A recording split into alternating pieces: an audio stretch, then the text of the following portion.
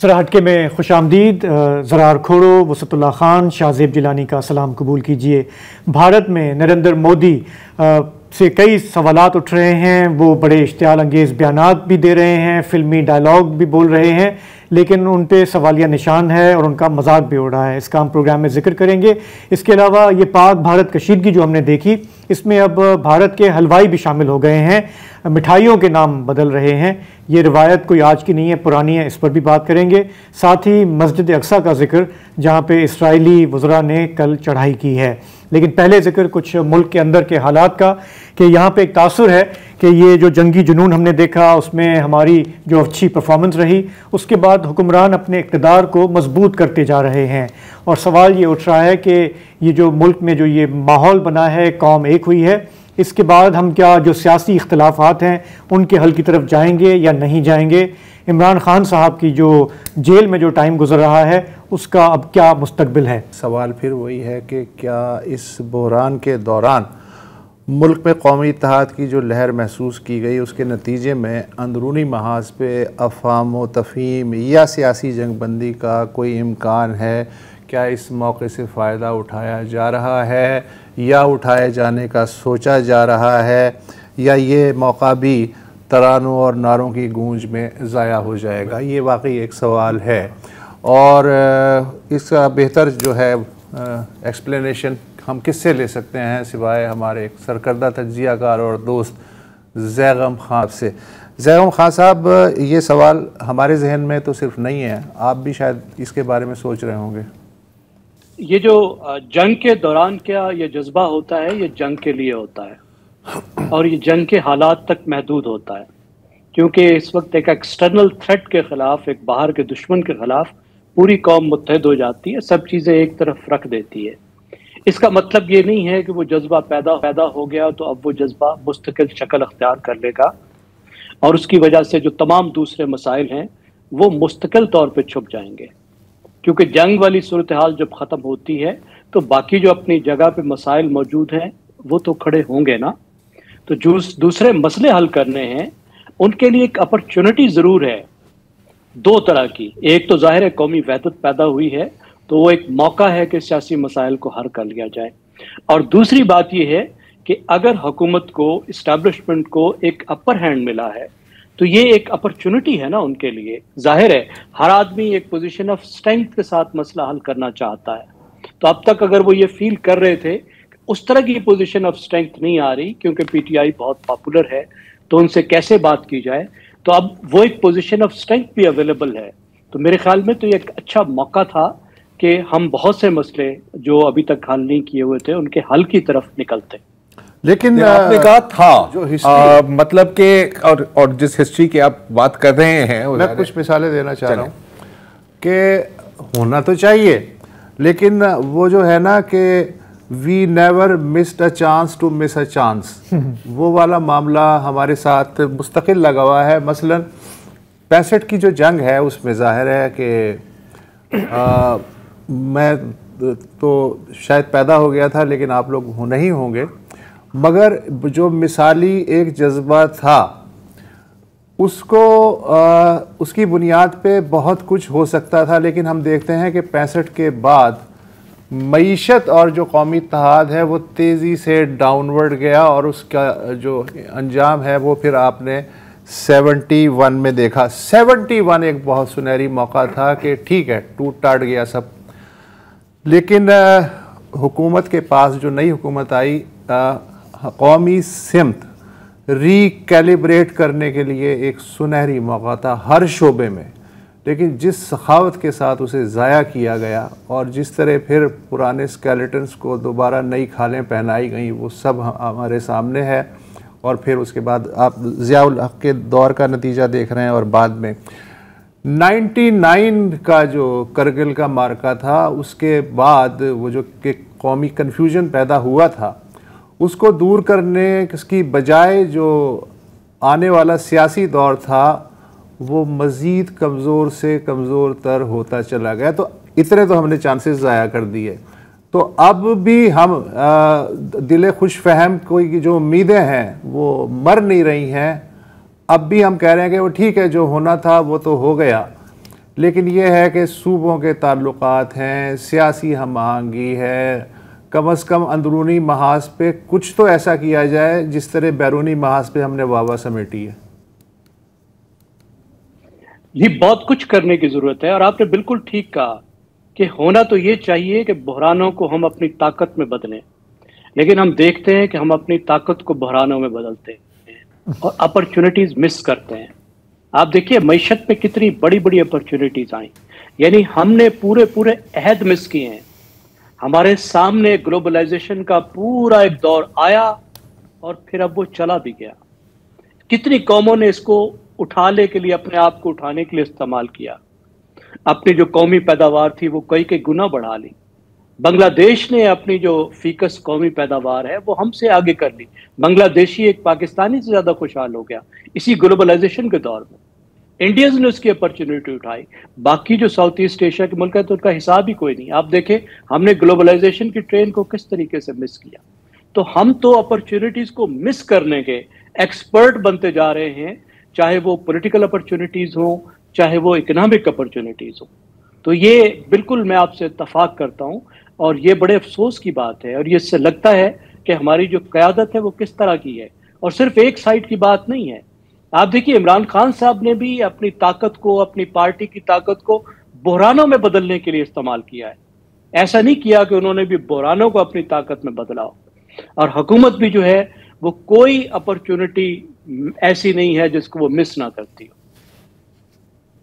तो ज़ैगम साहब, ये तो बिल्कुल नज़र आ रहा है कि जिस तरह गवर्नमेंट मजबूत हुई है पाक भारत कशीदगी के बाद, हमारे हुक्मरान जिस तरह से मजबूत हुए हैं, तो वन कैन आर्ग्यू कि अब उनके पास कोई वजह नहीं है इंगेज करने की, मुफाहमत ढूंढने की, क्योंकि अब उनके पॉइंट ऑफ व्यू से वो जितना उनके लिए दर्द सर थी एक पार्टी, वो उसको न्यूट्रलाइज करते गए। मीडिया हाथ में है, पार्लियामेंट काबू में है, अदलिया जो है वो कहते हैं लोग कि टेम हो चुकी है। तो अब कहीं से कोई थ्रेट है नहीं।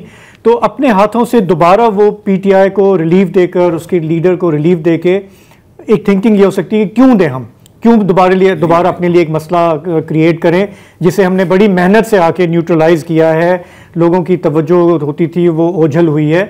तो मुझे ये समझाएं आप, क्योंकि पॉलिटिकल साइंस के आप स्टूडेंट भी हैं, पढ़ाते भी हैं, कि इस सिचुएशन में क्या कंपल्शन हो सकती है कि ठीक है, जैसे आपने कहा पोजीशन ऑफ स्ट्रेंथ से ही, लेकिन एंगेज करें, इस मामले को किसी तरह से सेटल करें।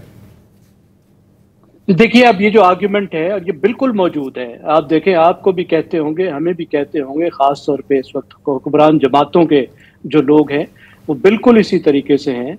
एक जो विनर टेक्स ऑल की सोच जो है वो इमरान खान साहब में भी थी, पीटीआई में थी, इनमें भी है। लेकिन ये जो सारा आर्गुमेंट आपने बताया है, आप मुझे बताइए क्या ये एडमिनिस्ट्रेटिव आर्गुमेंट है या पॉलिटिकल आर्गुमेंट है? ये तो क्लियर एक ऐसा आर्गुमेंट है ना जो सुप्रिटेंडेंट ऑफ पुलिस का आर्गुमेंट है, तो डिप्टी कमिश्नर का आर्गुमेंट है ना कि नहीं जी मैंने सीधा कर दिया, फिक्र ना करो, कोई नहीं उठेगा, कोई सीधा नहीं होगा। It's not a political argument. अब जो हमारे हुक्मरान हैं, जो सियासी हुक्मरान हैं, उन्होंने तो सियासी मसाइल को सियासी तौर पे हल करना है ना।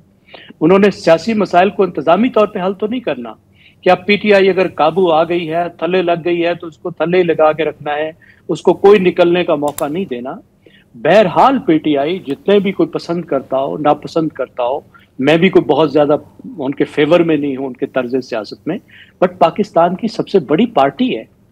इमरान खान को हम जितने भी पसंद करें या नापसंद करें, is the most political leader of this country, इसमें तो कोई इनकार नहीं है ना। जितना भी आप एडमिनिस्ट्रेटिवली आपने मामलात को संभाल दिया, अब ये हकीकत तो नहीं बदली ना कि वो बहुत बड़ी एक पॉलिटिकल पार्टी है, एक सियासी हकीकत है, और आपने उनको मेन स्ट्रीम में दोबारा से लाना है। और ये जो इस वक्त तरीकाकार है पीटीआई को कंट्रोल करने का, ये कोई सस्टेनेबल नहीं है, इससे काम नहीं चल सकता। आपने सियासी मसाइल को हल करना है और दोनों तरफ हल करना है। अब मसला फिर यह कि हमें पीटीआई का जो तर्ज सियासत है उसको भी जहन में हमें मुसलसल रखना पड़ता है कि किस तरीके से वो भी, जैसे मैंने अर्ज किया, अपनी ताकत को बहरान में बदलती है और अपने रास्ते खुद बंद करती। अच्छा, ये कोई रॉकेट साइंस भी नहीं है कि आप जिसको जितना थल्ले लगाएंगे आपके मुकद्दर में नाकामी है, माजी में हम देख सकते हैं कि अवामी लीग के साथ क्या सलूक हुआ, फिर उसके बाद पीपल्स पार्टी के साथ क्या सलूक हुआ, और फिर नवाज लीग के साथ क्या सलूक हुआ। तो क्या इनके जहन में ये है कि बस 3 तजर्बे नाकाम हो गए, वही खड्डा हम दोबारा खोदेंगे तो इस बार कामयाब हो जाएंगे? ये इससे मैं एज एन इंडिविजुअल मैं तो चल सकता हूँ, मैं खुद को तस्कीन दे सकता हूँ, लेकिन रियासत कैसे इस तजर्बे से तस्कीन हासिल कर सकती है? देखिए वसत साहब, मेरे ख्याल है हम सब का तो यहाँ इत्तफाक होगा कि थल्ले लगाना अवाम का हक है। कोई किसी को कितना ही नापसंद करता है, कितनी कोई पॉलिटिकल पार्टी हमें नापसंद हो, अवाम का हक है कि उसको थल्ले लगाएं। अमेरिका में भी तो एक पॉपुलिस्ट आके बैठा है ना, मगरबी जमहूरियतों में भी एक पॉपुलिस्ट आके बैठे हैं, बहुत बड़ी मुसीबत है। लेकिन किसी एडमिनिस्ट्रेटिव तरीके से तो उनको बाहर नहीं किया गया। हमारे यहाँ भी इसी तरीके से होना चाहिए कि he should have his chance. जहाँ पे कोई कानून तोड़ता है वहां आप उससे डील करें। अब देखिए, जो तजर्बे की आपने बात की, तजर्बा तो नया नहीं आ रहा, तजर्बा तो वही है जो चल रहा है। और ये जो तजर्बा है ये अकेला हुकूमत ने इस्टेब्लिशमेंट में तो नहीं बनाया, ये तो इस तजर्बे की जो पॉलिटिकल साइड थी वो तो पीटीआई थी ना। पीटीआई को ये तो अच्छी तरह याद करना चाहिए कि ये जो हाइब्रिड सिस्टम इस वक्त चल रहा है वो इसके मुजद्दीन में शामिल है। सियासी साइड पर तो वही इसके मुजद थे, और अब उसी सिस्टम में, उसी हाइब्रिड सिस्टम में अब नीचे आए हुए हैं। और जो हाइब्रिड सिस्टम इस वक्त बैठे हैं वो सिस्टम पे कंप्रोमाइज करने को तैयार नहीं है। और अगर इमरान खान इस एप्पल कार्ड को उलटते नहीं है तो फिर तो उन्हें इस सिस्टम को ही मानना पड़ेगा। उन्हें सिर्फ एक फर्द के साथ सुलह नहीं करनी, उन्होंने सिर्फ एक इदारे के साथ सुलह नहीं करनी। इस वक्त जो तकाजा है वो ये है कि उन्होंने इस हाइब्रिड सिस्टम के साथ सुलह करनी है, और वो इस हाइब्रिड सिस्टम के साथ सुलह करेंगे तो फिर ही वापस आएंगे। ये है हालात का जबर, और ये है वो खेल जो हमारी सियासी जमातें खुद खेलती हैं, और फिर उनको खुद भुगतना पड़ता है। ये देखिए, तकरीबन कितना टाइम गुजर गया है। 22 में डिसमिस हुई थी गवर्नमेंट, उसके बाद वो अपनी कैंपेन करते रहे, उसके बाद कई महीनों के बाद उनका अरेस्ट हुआ। मतलब जिसे कहते हैं ना 1.5 साल फर्स्ट वर्ल्ड वॉर में नहीं था, ज्यादा हो गया, एंड दरमियान में स्टेलमेंट हो गया था। हाँ। ना आप इधर जा सकते हैं ना उधर जा सकते हैं, ना कोई जीत रहा है ना हार रहा है, मुझे वो सिचुएशन नजर आ रही है। आपने कहा कि आवाम का हक है, सरकार यही तो खौफ है जिसकी बुनियाद पे 70 के बाद फैसला कर लिया गया कि किसी इलेक्शन को आवाम के हाथों में नहीं देना। जी बिल्कुल। ये देखिए, सिर्फ एक तो जमहूरी बात है, और आप दूसरे पहलू भी देखिए, क्या पाकिस्तान की मईशत पे के सेंटर पे अवाम है? क्या हमारी मईशत जो है वो सिर्फ अशराफिया के लिए काम करती है या अवाम के लिए काम करती है? क्या हमारी पॉलिसी साइज के जो पॉलिसी है, पॉलिसी साजी है, क्या उसके महवर पे अवाम है? तो हमारा तो पूरा जो सिस्टम है, वो चाहे पॉलिटिकल सिस्टम हो, चाहे वो एडमिनिस्ट्रेटिव सिस्टम हो, रियासत हो, they don't work for the people. और यही बुनियादी तब्दीली है जो हमें चाहिए, जिसकी जरूरत है कि जो महवर है वो तमाम चीजों का अवाम होना चाहिए, अवामी मफादात होने चाहिए। ये तो बड़ी खतरनाक बात कर, बिल्कुल होना ऐसे ही चाहिए, होगा नहीं। ज़ैगम साहब, आपका बहुत बढ़िया लगता है। देखें, दवा तो कोई है नहीं, दुआ ही कर सकते हैं। दवा यही है, लेकिन देखें निकलेगा कौन? देखिए, बात वही है ना कि देखें, अगर हमारी थिंकिंग और जो मेरे ख्याल है कि शायद रियासत और यकीनन जो हुकूमत की थिंकिंग है उसमें बहुत बड़ा फर्क है। उनके लिए ये मौका है कि यार अब हम तुम दो, ठीक है। और अगेन कॉम्प्रोमाइज एक गाली की तरह इस्तेमाल की जाती है ना पाकिस्तान में अक्सर सियासत में, लेकिन सियासत डील हो गई। लेकिन सर, डील करने से ही सियासत आगे बढ़ती है ना। अब सवाल ये होता है किन टर्म्स एंड कंडीशंस पे, किन टर्म्स और कंडीशंस पे आप लोगों को बेच सकते हैं। और यहाँ जो टर्म्स एंड कंडीशंस है उनमें इतना फर्क है कि मेरा नहीं ख्याल कि कोई अच्छा, बैरूनी खतरे के ऐसे ही चलता रहेगा में जो एक नेशनल कोहेजन होता है ना, उसकी एक्सपायरी डेट बहुत कम होती है। जी बिल्कुल सही है। मैंने पिछले इतवार की डेट दी थी। हाँ, तो चलें, हम यहाँ पे लेंगे एक ब्रेक, और फिर जिस तरह वसत साहब ने अभी कहा कि जब बैरूनी ख़तरा होता है, डर होता है, तो कभी कभी उसमें कामयाबी नहीं होती है अगर आप जारियत करते हैं, और फिर उसके बाद आपको फेस करना होता है। तो नरेंद्र मोदी भारत को कैसे फेस कर रहे हैं उस पर बात करेंगे। भारत में ये जो हालिया वाक़यात हुए उसके बाद नरेंद्र मोदी साहब को बहुत सारे सवालात का सामना है। यूं वक्त गुजर रहा है वो अपनी गलत पॉलिसी को, हिकमत अमली को छुपाने के लिए बज़ाहिर ज़्यादा इश्तियाल अंगेज़ी दिखा रहे हैं, पाकिस्तान के ख़िलाफ़ बयानात दे रहे हैं। हमारे यहाँ से तो कल परसों बयान आया प्राइम मिनिस्टर का कि जी हम अमन चाहते हैं, उधर से आया कि जी कि हम आपको गोली मेरे पास पड़ी है तैयार जो मैं आपको दिखा सकता हूँ। तो उनके जो हालिया बयानात सामने आए हैं उसमें कई सारे उन्होंने फिल्मी डायलॉग्स का भी सहारा लिया, प्रेम चोपड़ा, अमजद खान के मशहूर डायलॉग्स, और उन्होंने अपनी गुजराती एक्सेंट में डिलीवर करने की कोशिश की। बचपन की ख्वाहिश थी कि एक्टर बनूं, बन गए।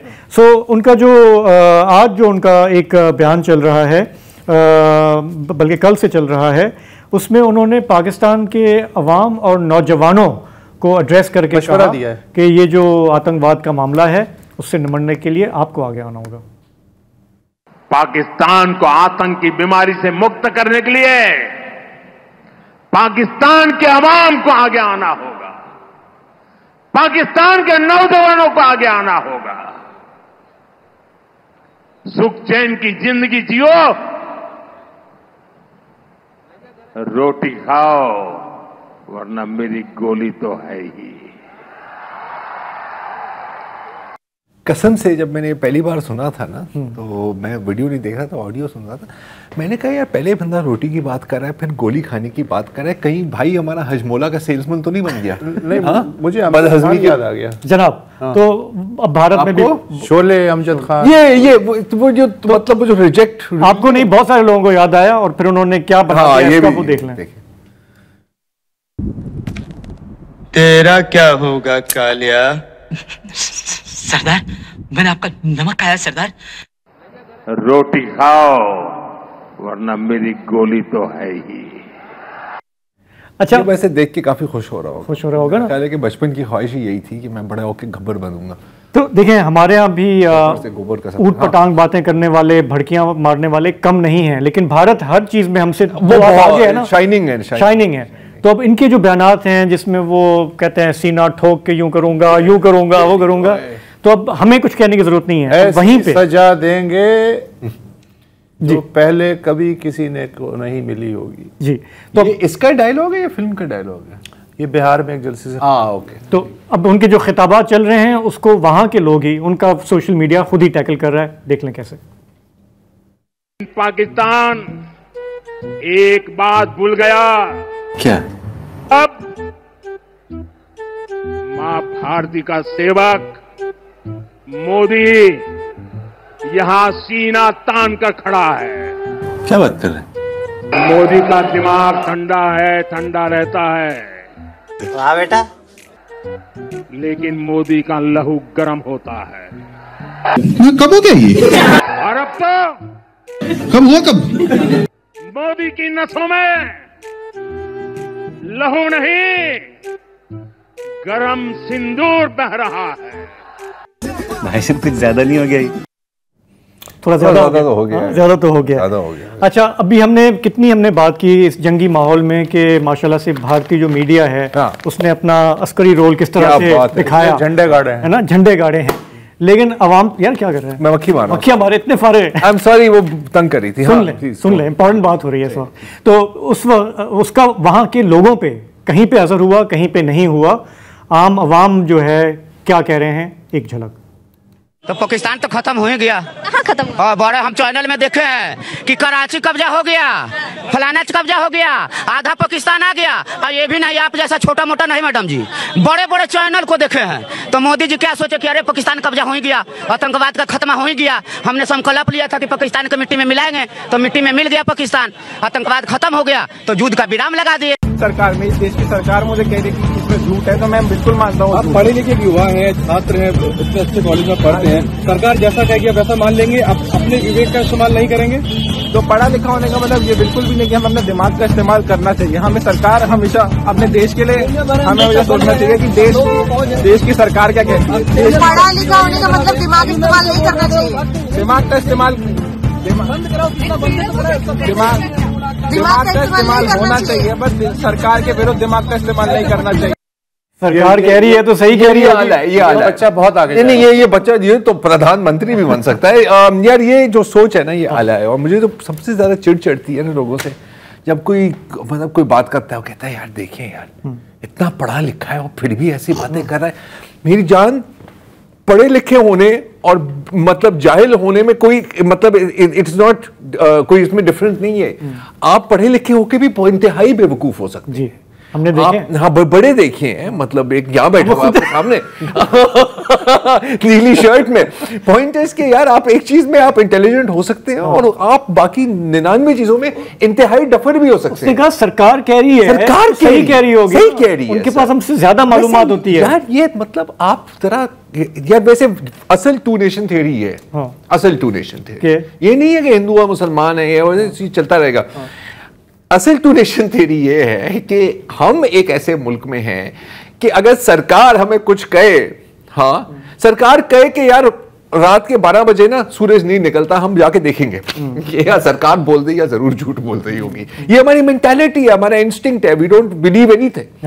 वहां पर बज़ाहिर अक्सरियत की सोच ये है कि सरकार ने बोला तो सही, मोदी जी कह रहे हैं तो ठीक है, we believe nothing and they believe everything. बड़ी फैसिनेटिंग। तो लेकिन देखो मूड बदल रहा है वहां पे। उनको मोदी को जितना इस वक्त प्रेशर का सामना है, ये हम अब देख रहे हैं। इस जंगी माहौल से पहले इतने ना सवाल उठते थे ना कुछ, अब मीडिया सवाल कर रहा है। बहुत ज़बरदस्त मीम चल रही है। वो देखिए वो क्या कह रहे हैं, कह रहे हैं बेसिक फैक्ट्स तो बता देना कि आपने क्या हासिल किया ये सब करके, हमारा नुकसान क्या हुआ, हमारे कितने लोग मारे गए, कुछ पता नहीं है। अगर आपने जंगबंदी की तो क्यों की, कब की, कुछ पता नहीं है। अगर जीत रहे थे कुछ भी नहीं बताया। और जो इंटरनेशनल मीडिया से आप कह रहे हैं, आप कह रहे हैं ये सब झूठ है। तो अब इतना बड़ा मुल्क है, मेरा ख्याल है आवाज़ें उठ रही हैं अब और उठेंगी, और उसको कवर करने के लिए जितना ये ब्रवाडो कर रहे हैं ना, वो और मजीद वो ऐड हो रहा है कि भाई you know we want answers, we don't want more bravado. और देखें अभी ये प्रेशर बढ़ता जाएगा इनका। अब ये कहना है कि जी हमने अभी सिर्फ पॉज किया हुआ है, और ये अभी कोई वो अमन शमन की बात नहीं है, ये पॉज किया हुआ है।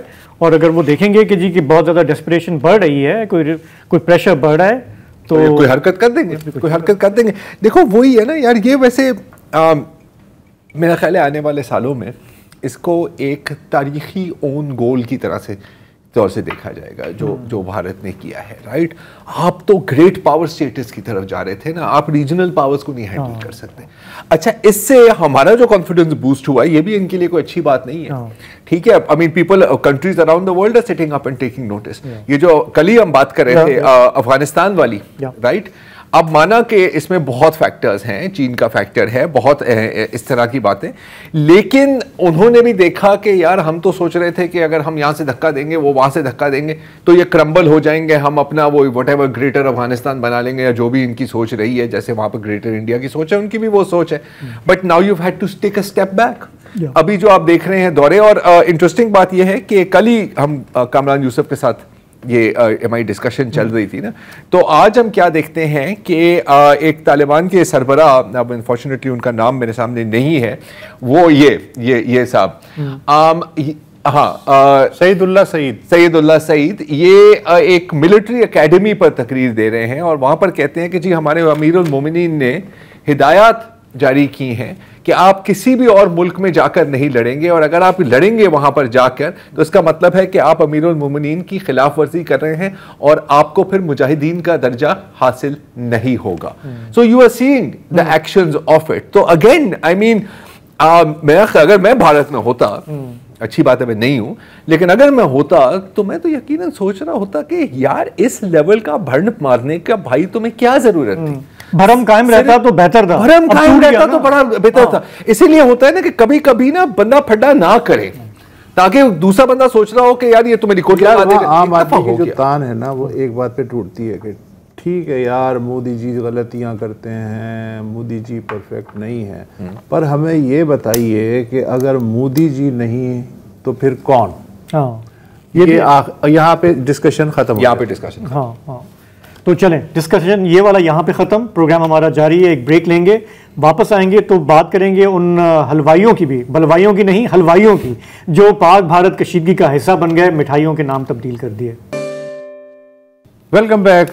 बुद्धि जी दुरुस्त कहते हैं कि 10 मई की जंगबंदी का ये मतलब हरगिज़ नहीं है कि ऑपरेशन सिंदूर भी थम गया है, बल्कि अब तो ये मुख्तलिफ शक्लों में सफारती, मीडियाई, हत्ता के हलवाइयों के महाज पे भी जारी है। सबूत इसका ये है कि जंगबंदी के बाद रियासत आंध्रा का जो दारुल-हुकूमत है हैदराबाद, उसमें जो बहुत पुरानी कराची बेकरी है उसको तोड़ ताड़ दिया गया कि ये कराची बेकरी क्यों है, हालांकि वो 70 साल से थी।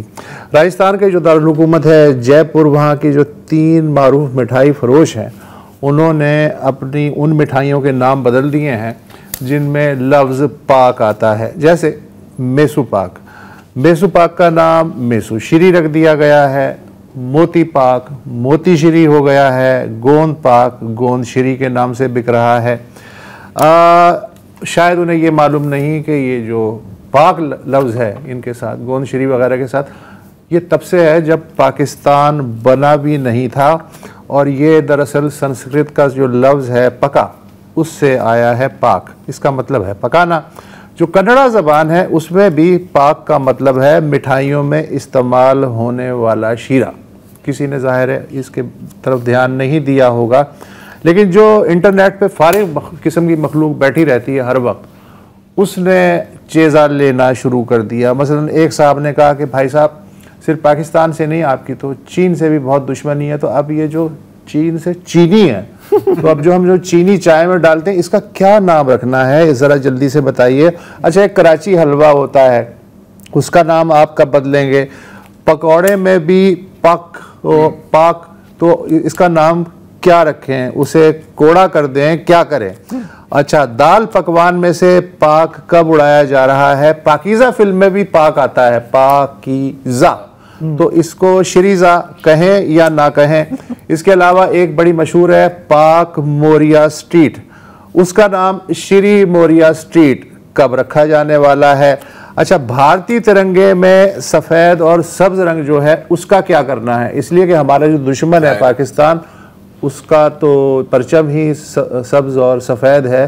तो इस तरह की चीज़ें आ रही हैं भाई साहब। नहीं, मुझे तो दीपक की फिक्र है। दीपक कौन? दीपक, जो भी दीपक हो, अच्छा, उसमें तो पक है ना यार। और उसका क्या होगा? He is just going to be D from now on, D Shri ABCD, पता नहीं। अच्छा, ये अच्छा जहालत है, जानते हैं, पागलपन है, वो भी हम जानते हैं, लेकिन इसमें हमारे भारतीय भाई अकेले नहीं है। ये एक बड़ी लंबी रिवायत है इस तरह की चीजों की। आपको ये अच्छी तरह से याद होगा कि 2003 में अमेरिका को एकदम सोच आई कि यार ये जो सदाम हुसैन है ना, इसको हमने हटाना है। तो वो एक बड़ा एक ऑपरेशन और कोalition बन रही थी, और उन दिनों में फ्रांस ने मुखालफत की। फ्रांस ने कहा कि यार हम इसका हिस्सा नहीं होंगे, और अगर आपने करारदाद पेश की तो हम वीटो करेंगे। तो बड़ा मतलब अमेरिका ने कहा तुम कौन हो, हमने तुम्हारी जिंदगी बचाई थी। अब उन्होंने सोचा कि यार जो फ्रेंच चीजें हैं ना वो मतलब हमें नहीं चाहिए। तो नंबर 1 इनके दिमाग में क्या आई? French fries. तो फ्रेंच फ्राइज का नाम तब्दील करके इन्होंने रख दिया फ्रीडम फ्राइज। फ्रीडम फ्राइज, ठीक है, ये देखो freedom fries all the way like America, साथ में झंडा भी लगाया हुआ है यार, अभी चेक करो भाई को। अच्छा, वो एक अलग बात है कि जो फ्रेंच फ्राइज हैं वो असल में बेल्जियम से शुरू हुई थी, लेकिन जाहिर है कि who cares। अच्छा, फिर लोगों ने सोचा कि यार फ्रेंच फ्राइज तो सही है, फ्रेंच ब्रेड का क्या होगा? हाँ, फ्रेंच टोस्ट का क्या होगा? अच्छा, फ्रेंच टोस्ट को भी फ्रीडम टोस्ट बना दिया था भाई, ये भी आपको बता दूं। और एक कंपनी ने कहा कि यार ये जो फ्रेंच वनीला है आइसक्रीम, मेरी फेवरेट है by the way, I love French vanilla. तो एक आइसक्रीम कंपनी अमेरिका में स्टार स्पैंगल्ड आइसक्रीम कंपनी, बड़ी मुहिब्बुल वतन आइसक्रीम वहां पे बिकती है, उन्होंने फ्रेंच वनीला का नाम चेंज कर दिया आई हेट फ्रेंच वनीला। वाह, पता नहीं, चीज वही थी, चीज नहीं बदलती। अच्छा, फ्रांस की बात की तो मैं आपको दिखाना चाह रहा हूं कि कितनी लंबी पुरानी रिवायत है कि फ्रांस में मेरा ख्याल है कि 18वीं सदी में जब रेवोल्यूशन आई थी, राइट, 1700 रेवोल्यूशन आई थी, तो तमाम बादशाहों और रानियों के सर कलम कर दिए और नोबिलिटी की। लेकिन उन्होंने देखा कि यार ताश के पत्ते में तो फिर भी बादशाह भी है, मलकानी भी है, प्रिंसेस वगैरह वगैरह, तो उनको भी तब्दील कर दिया। किस चीज में तब्दील किया? ये देखें, आजादी सहाफत। रानी बन गई आजादी सहाफत, बादशाह बन गया कौमी नस्ली बराबरी, class equality and so on and so fourth. लेकिन ये ज्यादा देर चला नहीं, ठीक है। अच्छा, उन्होंने ये भी, क्योंकि वो बिल्कुल ही लादीन थे, तो उन्होंने कहा कि यार ये जो हमारी जो ईयर्स का सिस्टम है, ये तो हजरत ईसा अलैहिस्सलाम की पैदाइश से शुरू होता है, तो वो भी चेंज करके ईयर 0 कर दिया। बाद में हमारे जो कैम्बोडियन भाई पॉल पॉट भाई ने भी ये किया था। अच्छा ये हो गया। अच्छा फ्रेंच, कई चीजों में फ्रेंच लगता है वो सब बदल दी थी उन्होंने अमरीकियों ने या नहीं? नहीं जहां तक मतलब हो सकता है। अच्छा और भी इसकी पहली जंग अजीम में ये सिलसिला बहुत चला है। अब मुझे बचपन में हमेशा एक कंफ्यूजन रही थी कि एक है कुत्ता एल्सेशियन और एक है कुत्ता जर्मन शेपर्ड, लेकिन देखने में एक जैसे तकरीबन एक ही है यार। तो मैंने कहा यार ये क्या सीन है। तो एक दिन मैं ऐसे ही बैठा हुआ था, बोर हो रहा था, तो मैंने सर्च करने लगा। तो पहली जंग अजीम में एक तो साइड पे एलाइज थे और दूसरी साइड पे जर्मनी थी और उनके इत्तेहादी, राइट। अच्छा अब दोनों साइडों पे जर्मन शेपर्ड कुत्ते तो थे, लेकिन जो इत्तेहादी थे उन्होंने कहा, एलाइज थे फ्रांस यूके वगैरह वगैरह, उन्होंने कहा कि यार कुत्ता तो हमें बड़ा पसंद है, नाम हमें पसंद नहीं है। तो जर्मन शेपर्ड का नाम उन्होंने रख दिया एल्सेशियन। अच्छा इसमें भी एक शरारत थी और वो ये थी क्योंकि उन जो पहली जंग अजीम में बहुत लड़ाई हुई थी। ये एक डिस्प्यूटेड टेरिटरी थी, जो एक फ्रेंच का सूबा था अल्सास लोरेन। तो वहां से ना जर्मनों को मजीद तंग करने के लिए उसका नाम रख दिया एल्सेशियन। अब अगर आप देखें तो इन नस्लों में भी थोड़ा सा फर्क आ गया है।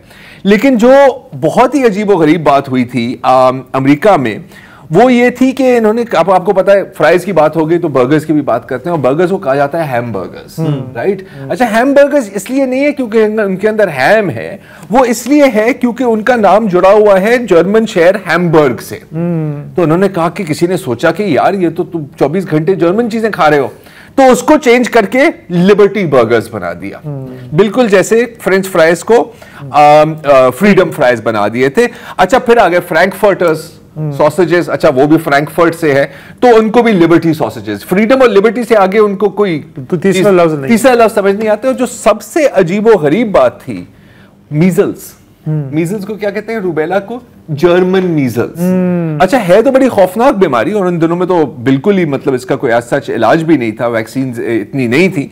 जर्मन मीजल्स को भी लिबर्टी मीजल्स कर दिया। वाह। हालांकि उसको वैसे जर्मन रहने देते तो कोई हर्ज नहीं था इसमें। अच्छा फिर अगर हम थोड़ा सा फास्ट फॉरवर्ड करके हाल में आए, तो जब रूस और यूक्रेन के बीच में ये जंग शुरू हुई, तो आपको पता है पूरे तमाम मगरबी ममालिक में ना यार ये जो रूस है बहुत बुरा है, पुतिन बहुत बुरा है। तो अब रशिया की शनाख्त किन चीजों से होती है? अगर मैं आपसे पूछूं कि यार क्या Russian vodka, exactly, good point. तो न्यूयॉर्क स्टेट में तमाम जो ऑफिशियल्स थे उन्होंने स्टॉलिशनाया वोडका की बोतलें खरीदी और गटर में उनको फेंकने दिया। अच्छा किसी ने ये नहीं सोचा कि वोडका शायद रूस से शुरू हो, स्टॉलिशनाया जो है वो लाटविया में प्रोड्यूस होती है और लाटविया आपका इत्तेहादी है। और जिस बंदे ने स्टॉलिशनाया को बनाया है वो 2000 में वो रूस से भाग गया था क्योंकि वो पुतिन मुखालिफ था। लेकिन आपने स्टॉलिशनाया वोडका को इस तरह जाया कर दिया।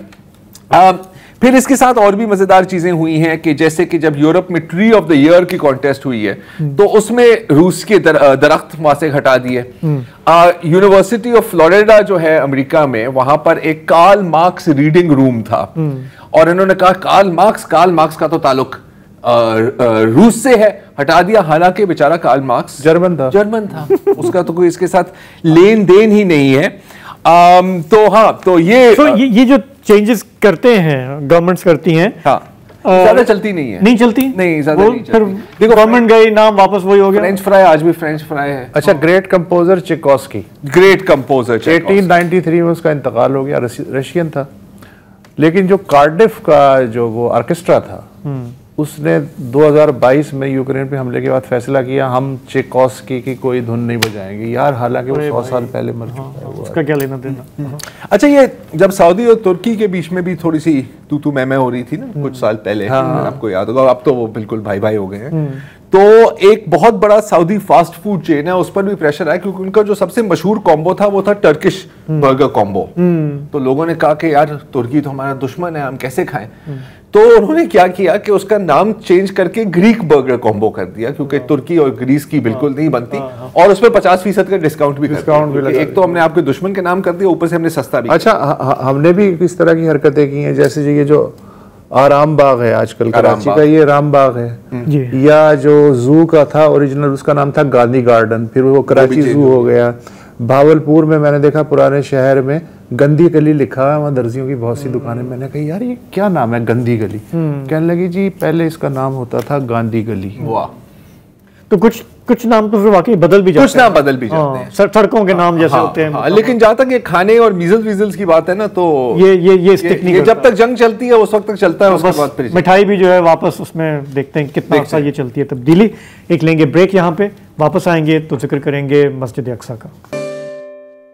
Welcome back. कल इजराइल में जेरूसलम डे मनाया गया। जेरूसलम डे इसलिए मनाया जाता है क्योंकि इस दिन पर 1967 की जंग के बाद ये वो दिन था जब इजरायली फौज ने मशरकी जेरूसलम और उर्दन के वेस्ट बैंक पर कब्जा कर दिया। तो हर साल इसको मनाया जाता है, एक नेशनल हॉलीडे है वहाँ पे। और हस्बे मामूल हर साल इस दिन पर हज़ारों ये जो यहूदी एक्सट्रीमिस्ट हैं ये पहुंच जाते हैं, लोगों को हरास करते हैं सड़कों पर, अरबों को या फ़लस्तीनियों को, और मस्जिद अल अक्सा के कॉम्पाउंड बना के नाचते हैं, अपनी पूजा भी करते हैं। और इस साल तो नस्ल कुशी के हक में नारे भी बुलंद हुए। और इसमें नेतन्याहू के कैबिनेट के जो सीनियर वुज़रा हैं उन्होंने भी इसमें जोश व खरोश से शिरकत की। अच्छा, नेतन्याहू ने भी शिरकत की, लेकिन वो सड़क पर नहीं थे, वो सड़क के नीचे थे, एक सुरंग में। ये आप देख रहे हैं यहाँ पे सुरंग, और ये एक सुरंग है, इस तरह की कई बनाई गई हैं। इजराइल ने इनकी एक्सकवेशन की है बिल्कुल मस्जिद अल अक्सा के कॉम्पाउंड के नीचे। अच्छा, जो जितने भी बैनुल अक़वामी आर्कियोलॉजिस्ट हैं वो कह रहे हैं कि ये बड़ी ख़तरनाक बात है। इजराइल का कहना है कि नहीं जी, हम अपनी पुरानी जो जैसे बिल्कुल बाबरी मस्जिद के नीचे खुदाई करके चीज़ें निकालने की कोशिश की थी, ये भी उसी तरह की कोशिश है। और इनफैक्ट 2023 में 2 साल कबल इजरायली कैबिना की वहाँ पर एक बाकायदा उसी सुरंग में मीटिंग भी हुई थी, जिसके ऊपर काफ़ी तनकीद का उनको सामना करना पड़ा था, लेकिन जाहिर है किसको परवाह है। अच्छा, अब एक अगेन फ़लस्तीन में और भी जगहों में एक खदशा ये है कि ये इसलिए खुदाई की जा रही है ताकि मस्जिद अल अक्सा की जो बुनियाद है, जो फाउंडेशंस हैं, वो कमज़ोर हो जाए और ये अपने आप ही गिर जाए। अच्छा, लेकिन ये क्यों गिराना चाह रहे हैं? क्योंकि एक बहुत बड़ा तबका है इजराइल में जिनकी सोच ये है, और इजराइल से बाहर भी, उस पर भी हम बात करेंगे, उनकी सोच ये है कि जब मस्जिद अल अक्सा तबाह की जाएगी, ये डोम ऑफ द रॉक तबाह किया जाएगा, तो फिर हमें मौका मिलेगा कि हम यहूदियों की तीसरी टेंपल बनाएं। अच्छा, तीसरी टेंपल क्या है? माजी में अराउंड 957 बीसी में पहली टेंपल बनाई गई थी, जिसको फिर बेबीलोनियंस ने तकरीबन 400 या 500 साल पहले बाद तबाह कर दिया था। उसके बाद the second temple was made, जिसको तकरीबन सन 70 में अराउंड पता नहीं कितने 2000 साल तो हो गए हैं, 70 सीई में 70 एडी में 70 एडी में सल्तनत रूम ने तबाह कर दिया था, जब वहां पर यहूदियों की एक बगावत हुई थी। इस वक्त सिर्फ एक ही निशानी बची हुई है, और वो है वो जो बाहर का जो दीवार थी पूरे कॉम्पाउंड की, वो, और इसको कहते हैं द वेस्टर्न वॉल या द वेलिंग वॉल। और यहां पर तकरीबन हर मगरबी सियासतदान के लिए एक फर्ज ही है, आप समझे, कि आपको वहां जाकर अपना सर जोड़ना होता है, थोड़े से आंसू भी टपकने चाहिए, और एक तरह से आप प्लेज ऑफ एलिजेंस करते हैं to the state of Israel. अच्छा, अब अब अगेन थर्ड टेंपल बनाने की तुक क्या है? क्योंकि ये जो बनाना चाह रहे हैं, उनका अकीदा ये है, उनकी बिलीफ ये है कि मसीहा उसी वक्त आएगा जब तीसरी टेंपल मुकम्मल हो जाएगी। अच्छा, सबकी ये सोच नहीं है। कुछ जो जूइश रैबाइज हैं, जो मेन स्ट्रीम जूइश रैबाइज हैं, वो कहते हैं कि नहीं, ये उल्टा होना है, पहले मसीहा आएगा फिर टेंपल बनेगी। इनका कहना है कि नहीं, तुम टेंपल बनाओगे तो फिर ही मसीहा आएगा। और ये कोई नया प्लान नहीं है। 1960s में जब कब्जा हुआ था मस्जिद अल अक्सा पर और इन इलाकों पर, तो वहां के जो एक IDF के रैबाई थे, रैबाई गोरन, और उन्होंने एक बहुत बड़ी मूवमेंट वहां पर लॉन्च की थी कि हमें अब जाकर ना इस कॉम्पाउंड के अंदर जाकर हमने इबादत करनी है। उस वक्त तो उनको रोक दिया गया था, और उन्होंने नीचे एक्सकवेशन भी की थी, खुदाई भी की थी, ताकि ये मस्जिद अल अक्सा कमजोर हो और गिरने लग जाए। उनको उस वक्त इसलिए रोका गया था क्योंकि इजराइल में खदशा था कि अगर इतनी बड़ी प्रोवोकेशन हुई तो फिर दोबारा अरब एक इतिहाद बन जाएगा, मुस्लिम इतिहाद बन जाएगा हमारे खिलाफ, और जो अरब पॉपुलेशन है इजराइल में वो उनकी वो एक बगावत का माहौल वहां पर बन जाएगा। इस वक्त जाहिर है कि बहुत ही मुख्तलिफ सीन है और उनको इन चीज़ों की परवाह नहीं है।